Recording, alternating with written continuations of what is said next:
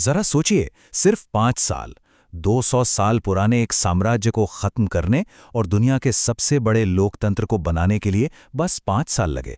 आज हम 1945 से 1950 के उसी तूफानी दौर में उतरने वाले हैं ताकि आधुनिक भारत के जन्म को और करीब से समझ सकें। तो बात है 1945 की। 200 साल की हुकूमत के बाद ब्रिटिश साम्राज्य का सूरज डूब रहा था और इस पूरी उथल-पुथल के बीच हवा में बस एक ही सवाल था, क्या अंग्रेज एक देश छोड़कर जाएंगे या दो? यही वो सवाल था जिसे करोड़ों लोगों की किस्मत तय करनी थी। चलिए इस सफर की एक झलक देखते हैं। हमारी कहानी 1945 में दूसरे विश्व युद्ध के अंत से शुरू होती है, फिर 1946 की तनाव भरी बातचीत से गुजरती है, 1947 में आज़ादी और बंटवारे के दर्द को महसूस करती है, 1949 में एक संविधान के निर्माण की गवाह बनती है और आखिर में 1950 में एक नए गणराज्य के जन्म पर आके रुकती है।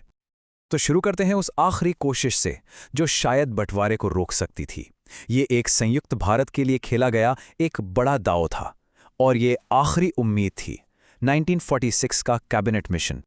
देखिए, विश्व युद्ध के बाद थकी हारी ब्रिटिश सरकार ने एक तरह के पॉलिटिकल टाइम बॉम्ब को डिफ्यूज करने के लिए 3 लोगों को भेजा, पैथिक लॉरेंस, स्टैफोर्ड क्रिप्स और एवी अलेक्जेंडर।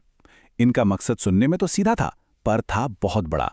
भारत के संविधान के लिए एक प्लान तैयार करना और एक अंतरिम सरकार बनाना। यहां ना भविष्य की दो बिल्कुल अलग अलग तस्वीरें एक दूसरे से टकरा रही थी। एक तरफ था एक अखंड संघीय भारत का आइडिया और दूसरी तरफ थी मुस्लिम लीग की एक अलग राष्ट्र यानी पाकिस्तान की मांग। कैबिनेट मिशन ने पाकिस्तान के विचार को साफ साफ खारिज कर दिया और अपना सारा जोर एकता पर लगाया। ये देश को एक साथ रखने की, कह सकते हैं, आखिरी बड़ी कोशिश थी। लेकिन जब बातचीत की टेबल पर हल नहीं निकला तो देश एक ऐसे मोड़ पर आ खड़ा हुआ जहां से वापसी का कोई रास्ता नहीं था। ये वो पल था जब सियासत की जगह हिंसा ने ले ली थी। 16 अगस्त 1946। ये तारीख इतिहास में हमेशा के लिए दर्ज हो गई। कैबिनेट मिशन के फैसले से नाराज मुस्लिम लीग ने डायरेक्ट एक्शन डे, मतलब सीधी कार्रवाई का दिन घोषित कर दिया। ये पाकिस्तान की मांग ठुकराए जाने के खिलाफ एक खुला ऐलाने जंग था। जो चीज एक राजनीतिक विरोध के तौर पर शुरू हुई थी, वो देखते ही देखते भयानक सांप्रदायिक दंगों में बदल गई। ये वो पल था जब राजनीतिक असहमति सड़कों पर उतरकर सामूहिक हिंसा बन गई और इसी हिंसा ने बंटवारे की नींव को और भी मजबूत कर दिया। इसी अफरा-तफरी और उथल-पुथल के बीच 2 सितंबर 1946 को जवाहरलाल नेहरू के नेतृत्व में एक अंतरिम सरकार बनाई गई। सोचिए, ये सरकार एक ऐसे माहौल में बनी थी जहां देश का भविष्य हर पल दांव पर लगा था। और अब कहानी में एंट्री होती है भारत के आखिरी वाइसरॉय लॉर्ड माउंटबैटन की। उनका एक ही मकसद था, सत्ता का हस्तांतरण जल्द से जल्द, भले ही इसके लिए नक्शे पर एक लकीर ही क्यों न खींचनी पड़ी। जैसा कि लॉर्ड माउंटबैटन ने खुद कहा था, मेरा लक्ष्य था कि जितनी जल्दी हो सके सत्ता का हस्तांतरण कर दिया जाए।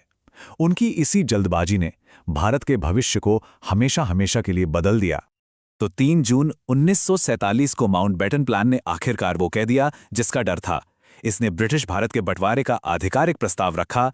2 नए देश बनने थे, भारत और पाकिस्तान, और इस बार कांग्रेस और मुस्लिम लीग दोनों ही इसके लिए राजी हो गए। और फिर वो दिन आया, 15 अगस्त 1947। इतिहास ने 2 नए राष्ट्रों को जन्म लेते देखा। लेकिन आज़ादी और बंटवारे के बाद एक बहुत बड़ा काम अभी बाकी था, एक साम्राज्य की राख से नए राष्ट्रों को गढ़ने का काम। जरा इस नंबर को देखिए, 565। क्या इस एक नंबर के पीछे छिपी चुनौती का अंदाजा लगाया जा सकता है? सवाल ये था कि 565 छोटी बड़ी अर्ध स्वतंत्र रियासतों को जोड़कर एक देश कैसे बनाया जाए। ये एक ऐसी पहेली थी जिसे सुलझाने का मुश्किल जिम्मा लौह पुरुष सरदार वल्लभ भाई पटेल ने अपने कंधों पर लिया था। ज्यादातर रियासतें तो मान गईं, लेकिन 3 ने सबसे ज्यादा परेशान किया।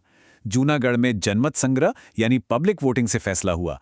हैदराबाद को ऑपरेशन पोलो नाम के एक पुलिस एक्शन के जरिए भारत में मिलाया गया और जम्मू कश्मीर के शासक ने बहुत ही नाटकीय हालात में विलय पत्र पर दस्तखत किए। तो जब देश का नक्शा लगभग तैयार हो गया, तब अगली चुनौती सामने आई, दुनिया के इस सबसे बड़े और नए लोकतंत्र के लिए एक नियम कानून की किताब लिखना, यानी एक संविधान बनाना। ये प्रक्रिया 1946 में संविधान सभा के गठन के साथ ही शुरू हो गई थी। फिर डॉक्टर बी.आर. अंबेडकर की अध्यक्षता में ड्राफ्टिंग कमेटी ने इसका मसौदा तैयार किया और आखिरकार 26 नवंबर 1949 को संविधान को अपना लिया गया और 26 जनवरी 1950 को इसे लागू करके भारत को एक संप्रभु गणराज्य बना दिया गया। और इसी के साथ एक नए युग की शुरुआत हुई। डॉक्टर राजेंद्र प्रसाद भारत के पहले राष्ट्रपति बने और एक दिलचस्प बात यह है कि आखिरी वाइसराय लॉर्ड माउंटबैटन ही आजाद भारत के पहले गवर्नर जनरल बने। उनके बाद सी राजगोपालाचारी पहले और एकमात्र भारतीय थे जिन्होंने ये पद संभाला। इन 5 सालों ने बेशक नए राष्ट्रों को बनाया, लेकिन बंटवारे की उनकी विरासत आज भी दुनिया पर अपना असर डाल रही है। तो सवाल यही रह जाता है कि नक्शे पर एक लकीर खींचने की असली कीमत आखिर होती क्या है?